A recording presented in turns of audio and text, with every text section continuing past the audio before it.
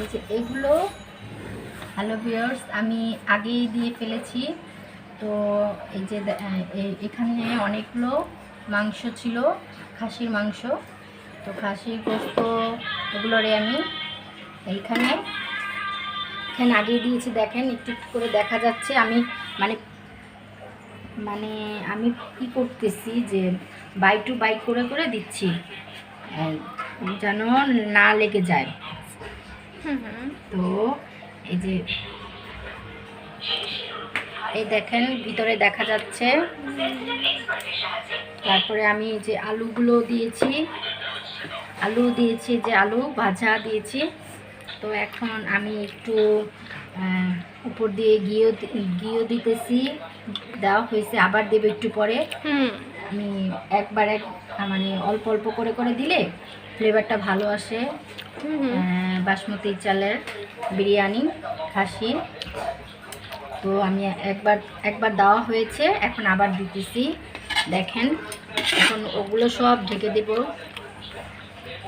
এখন এই যে আস্তে আস্তে করে সব ঢেকে দেব। ওখানে আমি আলু বাখারাও দিয়েছি সব সাজিয়ে, পরে আবার উপরে চাল দিচ্ছি, বাসমতি চালগুলো দিচ্ছি সাজিয়ে। আবারও মানে পাল্লা পাল্লা করে দিলে খুব সুন্দর মানে জিনিসটার মধ্যে, চালটার মধ্যে ফ্লেভারটা আসে, স্মেলটা চলে আসে। আলু বাখারারও ঘি যার যেমন। তো পেঁয়াজ বেরেস্তা ওগুলোও দিব।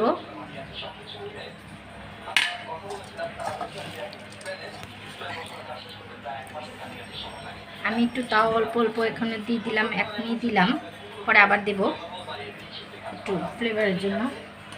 ঘিটা কি একটু পরিমাণ মতো দিলে খুব আসে। ঘি যত মানে অত না, যত ফ্লেভার মতো দিলে কি ঘিয়ের ঘ্রাণে খুব সুন্দর একটা বিরিয়ানির একটা স্মেল আসে।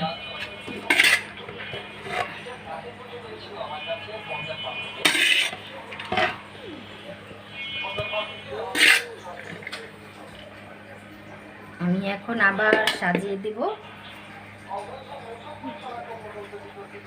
এই যে আমি গোল গোল করে আলু নিয়েছি, যার যেরকম মন চায় সেরকম দিতে পারেন, সমস্যা নেই। এভাবে সাজিয়ে নিলাম। জিনিসটা দেখতে সুন্দর তো খেতেও সুন্দর, তাই না?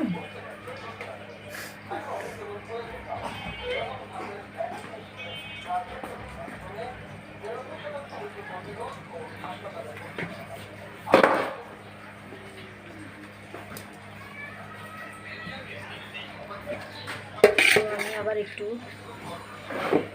দিচ্ছি। এখন আমি আবার 5-6টা আবার ওখানে ভিতরে দিয়েছি, আরও 6-7টা এখানে উপরে আর কয়েকটা দিলাম। দিলে এগুলো ফ্লেভার আসবে।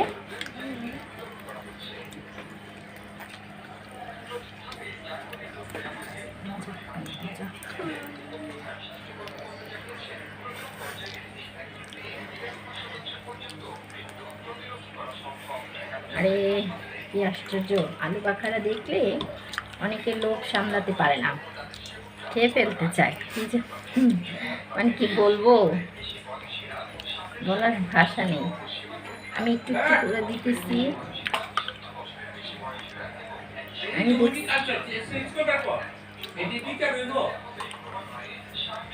তো দেখি একটু একটু একটু